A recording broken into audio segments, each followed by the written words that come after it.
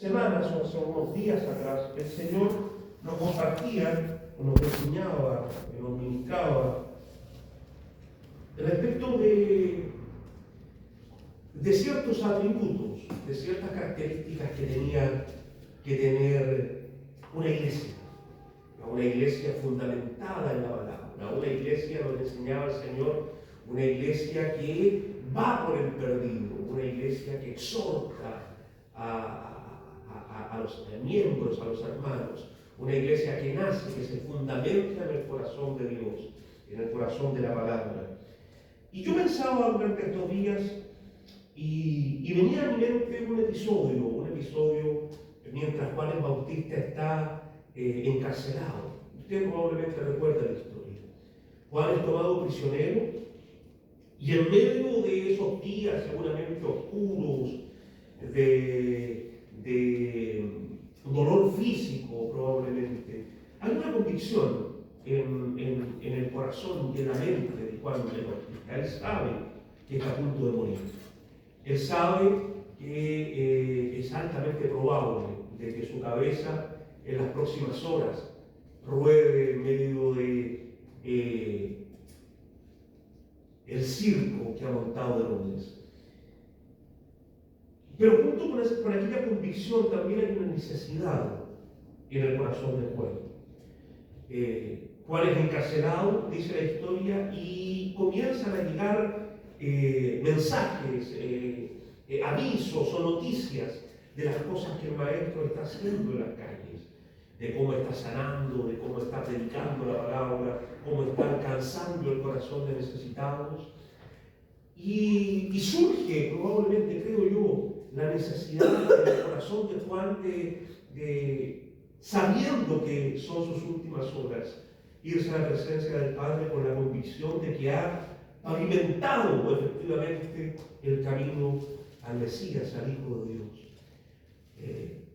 Y lo hace, por cierto, en un contexto histórico donde se han levantado muchos hombres diciendo que son el Mesías, muchos que han venido con profecías, con palabras, tratando de seducir el corazón de las multitudes, el corazón de las gentes, muchos que han venido con el discurso de ser el enviado de Dios, muchos profetas que se han levantado en el tiempo y que han terminado siendo verdaderos estafadores, hombres que han engañado el corazón de la multitud.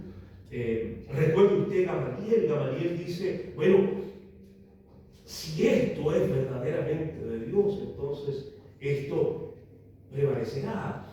Y es que hay muchos que se han levantado y han desaparecido.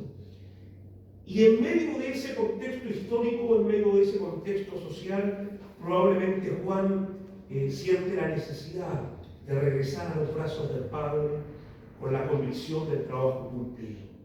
Y envía a sus discípulos, a sus cercanos, vayan y pregúntenle si Jesús es verdaderamente el Mesías, el que hemos estado esperando, o tendremos que seguir esperando. Vayan y pregúntenle si este es a quien hemos estado esperando. Y mientras leía ese episodio bíblico, mientras se recordaba, repasaba ese pasaje, me preguntaba qué sucedería si Juan en este tiempo nos hiciera esa misma pregunta. Si tuviésemos la visita del pastor Juan el Bautista en medio de nuestro culto, un día como hoy, o un sábado, o durante la semana, y nos preguntara, como envía a preguntar a sus discípulos, nos preguntara también a nosotros: ¿son ustedes la iglesia que ha de revolucionar el corazón de este mundo? ¿O tendremos que seguir esperando?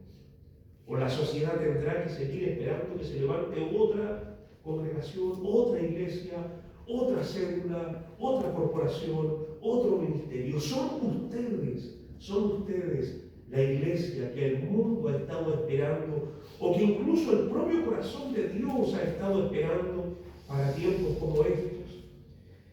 ¿Qué responderíamos frente a una pregunta como esta?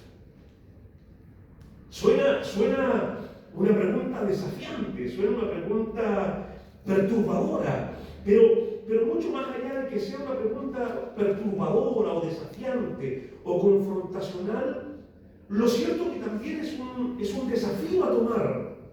Es un desafío, es una aspiración a tener en cuenta. Yo quiero ser la iglesia de este tiempo. Yo quiero ser parte de la iglesia que conmueva el corazón de la gente que nos rodea. Yo quiero ser parte de esa iglesia que porta una palabra de esperanza en medio de una sociedad enferma. Y yo quiero ser parte de esa iglesia que porta en sus manos la llama que ha de encender el corazón de hombres que no tienen esperanza, que han apagado su fe, que han apagado su pasión. Yo quisiera ser parte de esa iglesia, de esa comunidad de hombres y de mujeres que causan revuelo por donde pasan. Quiero ser parte de esa iglesia, de esa congregación que son capaces de mirar a los ojos a un hombre cualquiera, a un hombre necesitado, a un hombre con hambre, a un hombre con sed, a un hombre con angustia y decirles: mírame, no tengo plata ni oro, pero lo que tengo te doy. Recibe la palabra de Cristo. Y yo creo con todo mi corazón que usted también anhela ser parte de esa iglesia. Creo con todo mi corazón de que Dios también anhela de su corazón que seamos parte de aquella iglesia, de aquel grupo de hombres y de mujeres con un corazón especial. Y la pregunta que yo me hacía durante este día es: si usted y yo, porque creo que usted también lo anhela, si usted y yo anhelamos ser parte de esa iglesia, si usted y yo anhelamos ser parte de ese mover, si en su corazón y el mío está esa profunda necesidad, esa profunda hambre, esa urgencia de poder ser parte de esa iglesia, ¿por qué? Porque de pronto Dios no declara una palabra y deja caer su gloria en medio nuestro. Así, sin bypasses, sin burocracia, sin trámite alguno. ¿Por qué Dios de pronto suele llevarnos por el camino alternativo? ¿Por qué de pronto los itinerarios de Dios suelen ser distintos a nuestros itinerarios? ¿Por qué de pronto los tiempos de Dios suelen ser disímiles, distintos a nuestros tiempos? ¿Por qué Dios no declara una palabra y evita que pasemos años esperando una palabra, o esperando un mover, o esperando un impacto en nuestra vida? ¿Por qué tienen que pasar 5, 6, 7, 8, 10 años dando vueltas como quien pedalea una bicicleta estática sin avanzar hacia ninguna parte, hacia ningún lado? Cuando Él, pudiendo, podría declarar una palabra y generar un mover, un cambio radical, no solo en nuestra vida, sino a aquellos que también nosotros podemos alcanzar. ¿Por qué de pronto la ruta de Dios es distinta? Pareciera ser un patrón. De pronto Dios habla al corazón de Abraham y le entrega una promesa a Abraham. Sal de tu tierra, deja tu parentela, sal de Ur de los Caldeos, vete a la tierra que yo te mostraré y haré de ti una gran nación, y en ti serán benditas todas las naciones de la tierra. Mira hacia los cielos, mira la arena del mar, así de incontable será tu descendencia. Pero tienen que pasar 25 años para que esa promesa que Dios hace a Abraham en Ur de los Caldeos, él la vea palpable, realizable en su vida. ¿Acaso no pudo haber declarado una palabra y sembrar la semilla en el corazón de Sara? Pareciera ser el patrón de Dios, buscar un camino distinto, un camino diferente, una ruta alternativa.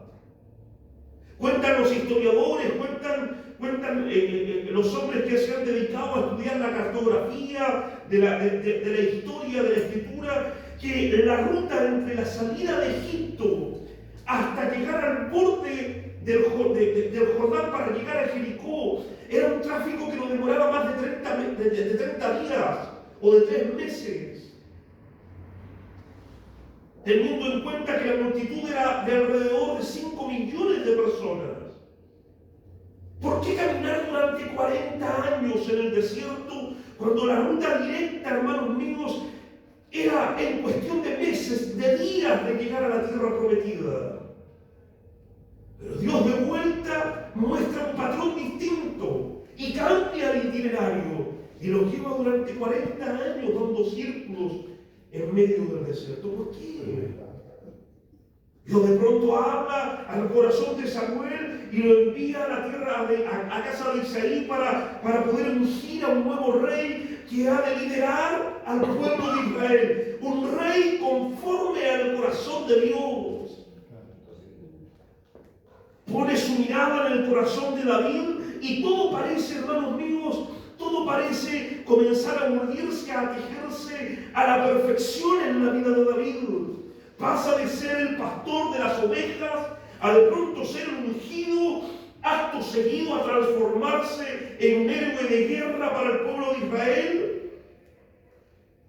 Pero renglones más adelante vemos a David huyendo como un peregrino, como un errante, como un proscrito de la ley, temiendo por su vida, pasando cerca de 20 años, huyendo por el bosque, por las montañas, por las cuevas, hasta llegar a sentarse en el trono como rey. 20 años esperando la promesa.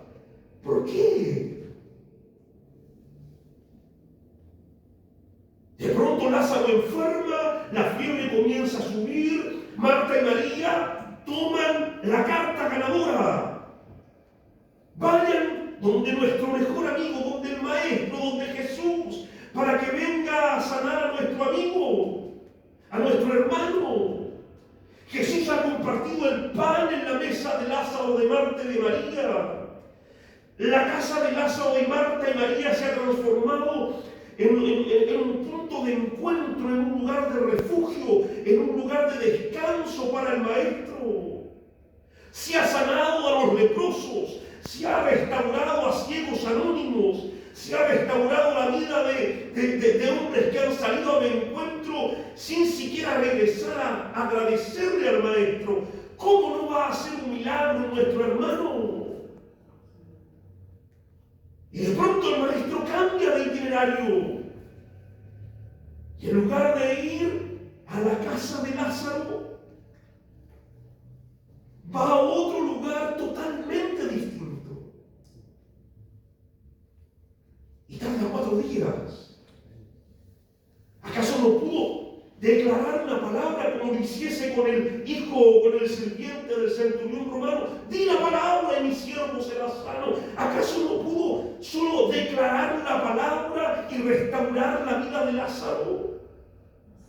No solo llega cuando Lázaro había grabado, no solo llega cuando Lázaro estaba muerto, llega cuando Lázaro estaba sepultado. Señor, hiede ya. 4 días tarde. ¿Por qué de pronto suceden aquellas cosas, aquellos acontecimientos que hacen que el plan de Dios afecte nuestra propia ruta, afecte nuestro propio itinerario? ¿Por qué es necesario, dicho de otra forma, pasar por el desierto?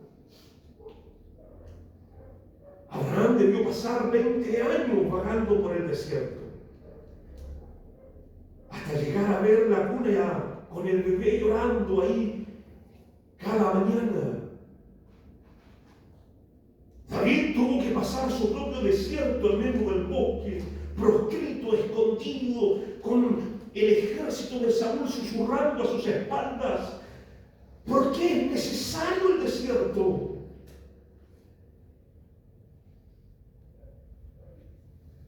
Y es que pareciera ser, hermanos míos, que no hay forma, que no hay manera que el corazón de un adorador de verdad, de una iglesia de verdad, se forje si no es a través del desierto. El corazón de un adorador de verdad, el corazón de una iglesia de verdad, no se forja, hermanos míos, en medio de la cúspide de la montaña. El corazón de la iglesia no se forja, hermanos míos. El corazón de un adorador de verdad no se forja en los oasis. No se forja en el tiempo de estabilidad. no se forja en la salud, no se forja cuando las cosas marchan bien.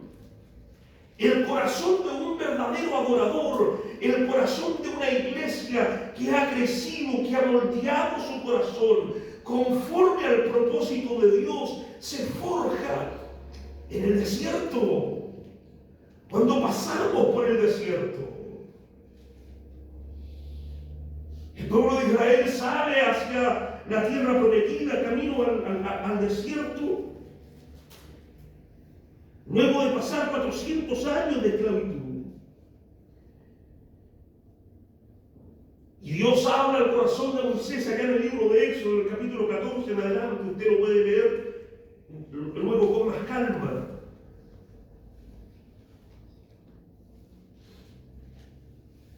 Ellos están gozosos, imagínense, hermanos. Imagínense aquel cuadro, aquella escena. Han pasado 4 generaciones, 5 generaciones en medio de la esclavitud. Han visto morir abuelos, padres, bisabuelos. Generaciones completas han fallecido en medio de las piedras de Egipto. Imagínense lo que significa para aquellos hombres esa mañana gloriosa cuando el cuerno de Josué se abre paso en medio de los muros de Egipto para dar la señal de que a partir de esa madrugada la esclavitud ya no va más, las cadenas se rompen, los látigos que lo atormentan quedan en el pasado, porque Dios se ha acordado de su pueblo y ha declarado libertad para su pueblo. Yo no sé qué alabanzas pudieron haber cantado mientras salían de Egipto caminando hacia la tierra prometida.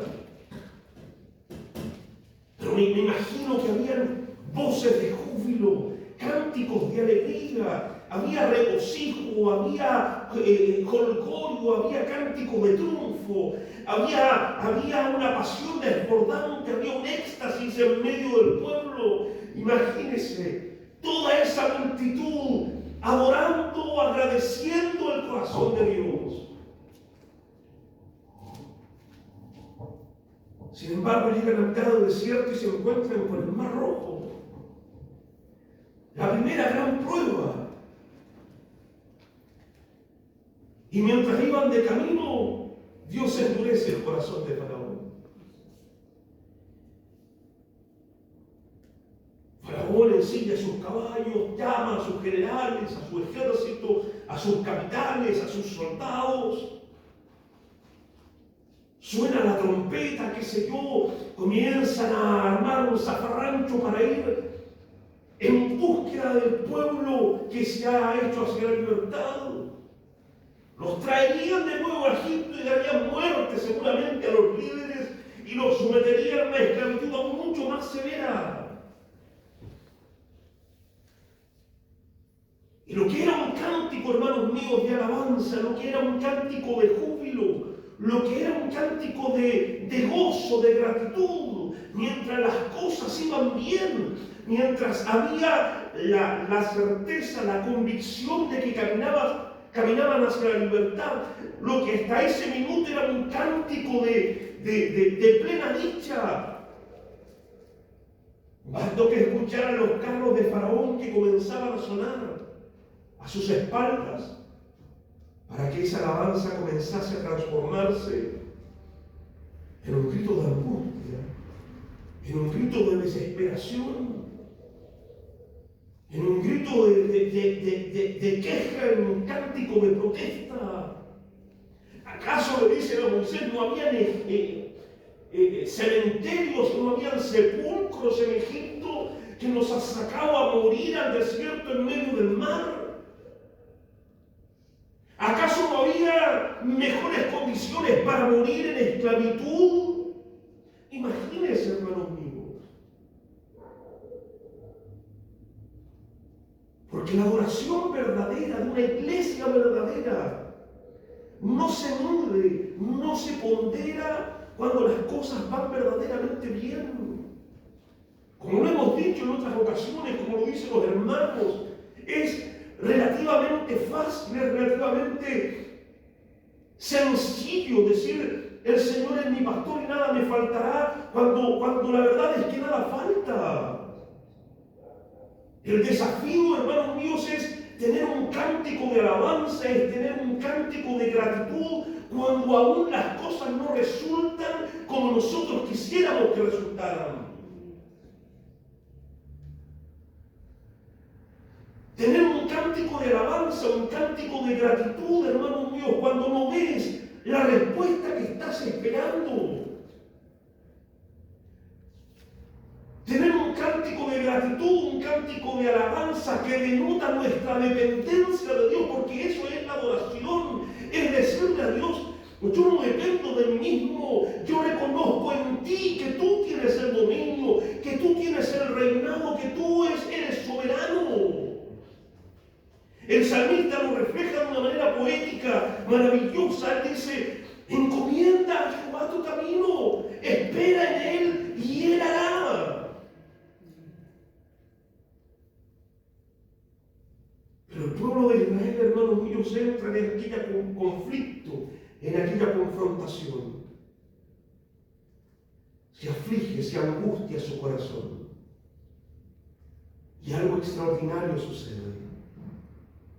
Porque Dios, hermanos míos, está interesado en hacer de Israel, en hacer de su pueblo, un pueblo que le adore de verdad. De pronto, hermanos míos, algo sucede. Yo no sé cómo habrá sido aquella experiencia. Me imagino un ruido ensordecedor. Me imagino una imagen que era indescriptible a la mirada natural. Me imagino que fue una imagen extraordinaria, difícil de graficar con palabras. Una luz descollante, una luz brillante, un sonido ensordecedor separa entre el ejército de Faraón y el pueblo de Dios, que va cruzando extraordinariamente un mar que se ha abierto de par en par. El ángel de Dios se ha parado en medio, hermanos míos, de el ejército del Faraón y el pueblo que va camino hacia la libertad. El pueblo ve una figura extraordinaria. Por el otro lado está el ejército del Faraón viendo, no sé, hermanos míos, una nube que le impide pasar, que le impide ver, que no entienden lo que está sucediendo. Los generales, los capitanes vociferan al otro lado, seguramente gritan consignas de guerra, gritan amenazas contra el pueblo, pero mientras está el ángel de Dios en medio del pueblo, hermanos míos, la protección de Dios se hace impenetrable. Y es que aquello sucede, hermanos míos, cuando entendemos que aún en medio de nuestra crisis, que aún en medio del problema, Dios siempre estará en medio nuestro. Su presencia, hermanos míos, no nos desamparará. Su presencia no nos abandonará. Él, su palabra, su promesa gloriosa permanecerá inmutable. Él enviará ángeles que acampen en medio de ti. Caerán 1000, 10.000 a tu diestra, pero a ti nadie podrá hacerte daño. Y es que Dios se está forjando en medio del pueblo. Un pueblo que comience a entender que un corazón de verdad frente a Dios se forja en medio del desierto.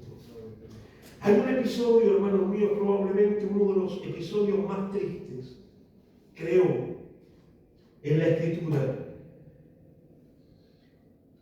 Sucedía con relativa frecuencia. El pueblo adoraba, se olvidaba a ratos de Dios, Dios quitaba su presencia. El pueblo se conmovía y parecía ser un círculo constante en medio del pueblo. Pero un día llegan los babilónicos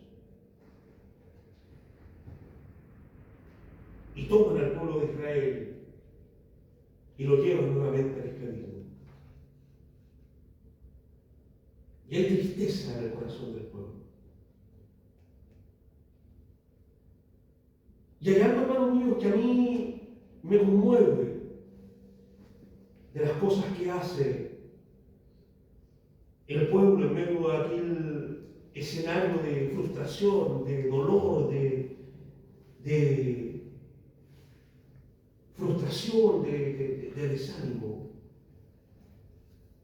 Dice la historia que ellos cuelgan sus arpas. Los babilónicos le dicen: canten, canten, adoren a Dios, canten aquellos cánticos de Sion, y no lo hacen, hermanos míos, desde la mofa, desde la burla. Ellos sabían de que el pueblo de Dios tenía hábito y tenía la buena fama de ser un pueblo que habitualmente adoraba a Dios.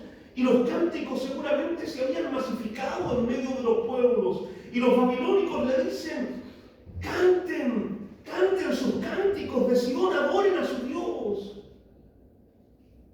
Pero los hijos de Dios habían colgado sus arpas en los árboles. Creo, hermanos míos, que no debe haber un gesto, una actitud más dolorosa, más triste, que dejarse llevar por el problema, por la dificultad, por la crisis, por el dolor, colgar nuestras arpas y dejar de entender de que Dios siempre proveerá. Es como lo cantamos muchas veces. Si estás sufriendo, alaba. En la prueba, alaba. Si estás llorando, alaba. Aún en medio de la prueba, tu alabanza, Él escuchará. Cuando Él está en silencio, es porque Él está trabajando. Hermanos, muchas veces quisiéramos evitar ese itinerario largo. Seguramente muchos de nosotros nos ha pasado. Yo recordaba, hubo un par de meses atrás, que vino recurrentemente a mi cabeza, a mi memoria, la figura de mi abuela materna, de la hermana Luzmila. No sé por qué razón, pero la tuve en mi corazón, en mi mente, durante muchos días.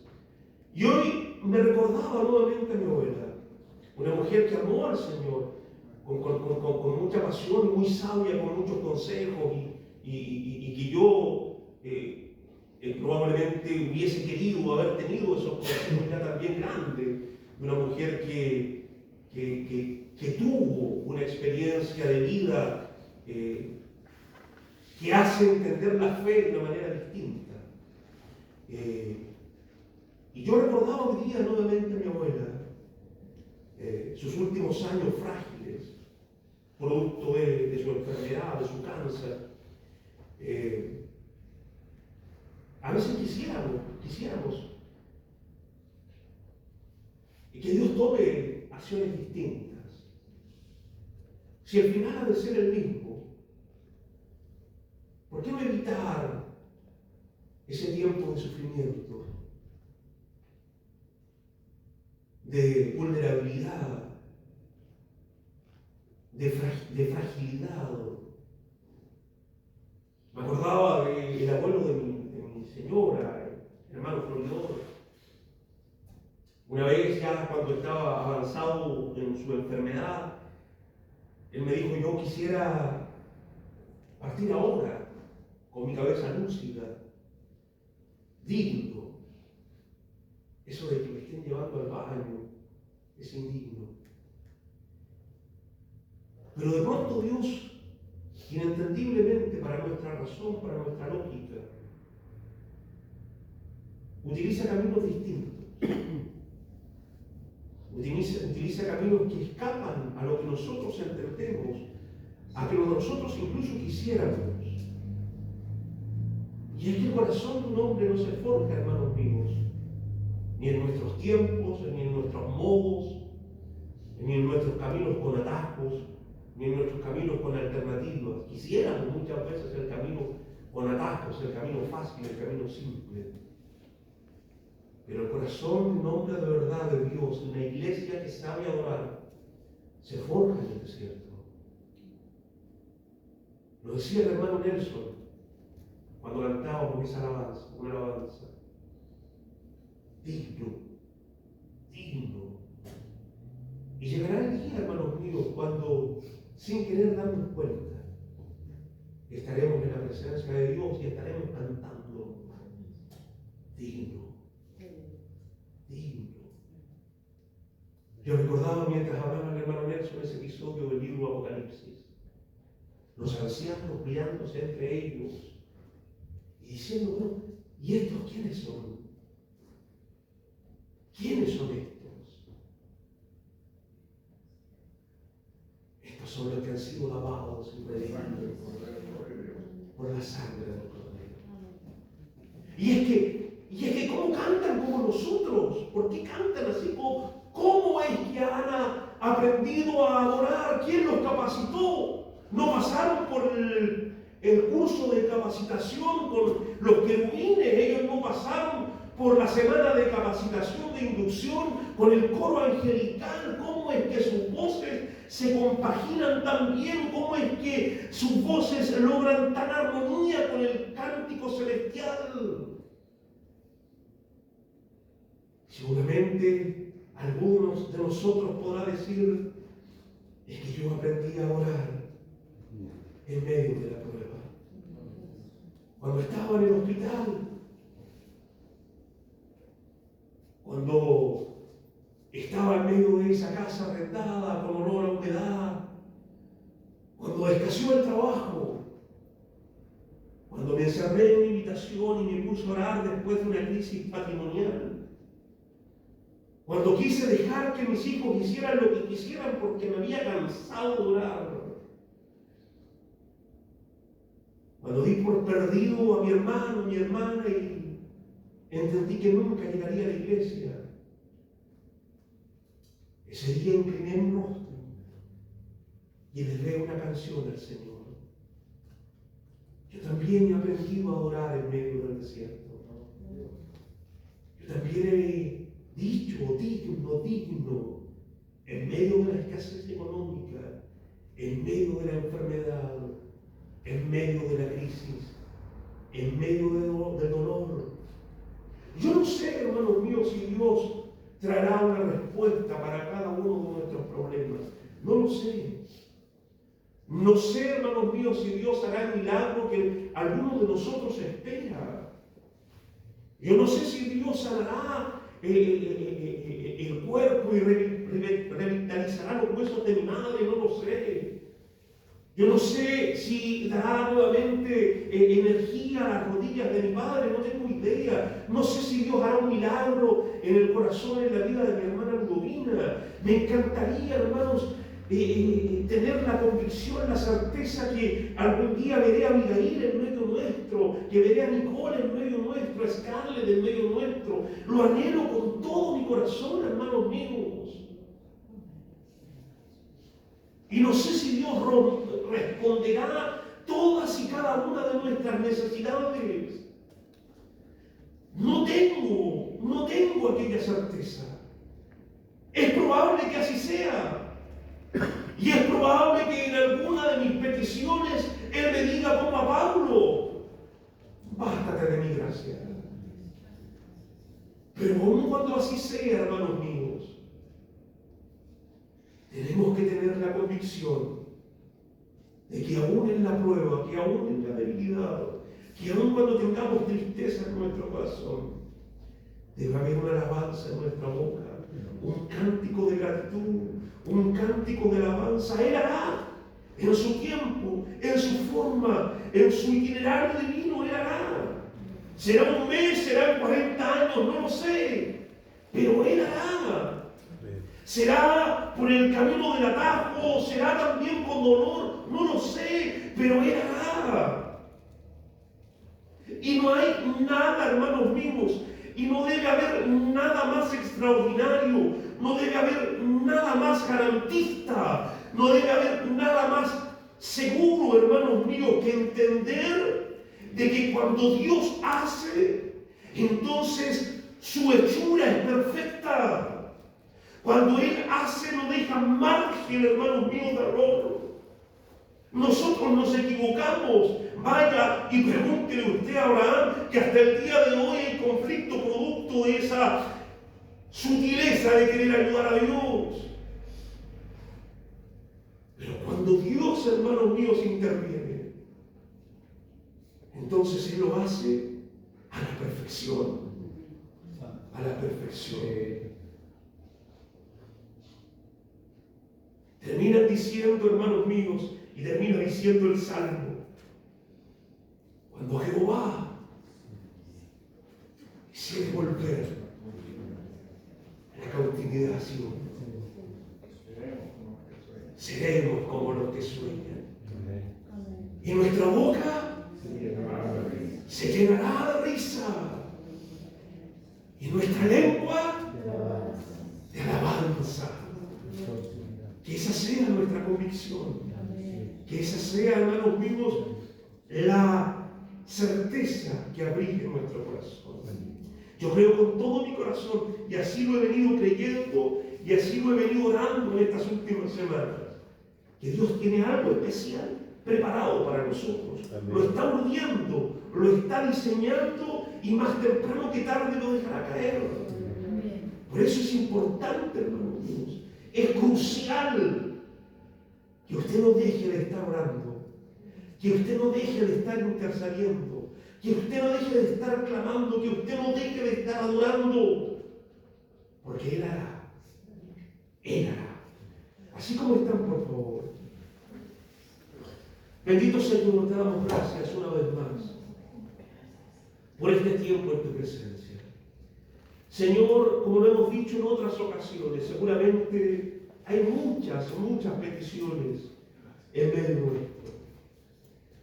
Señor, necesidades, algunas urgentes, otras importantes. Seguramente, Señor, hay muchas peticiones inconclusas en nuestra vida.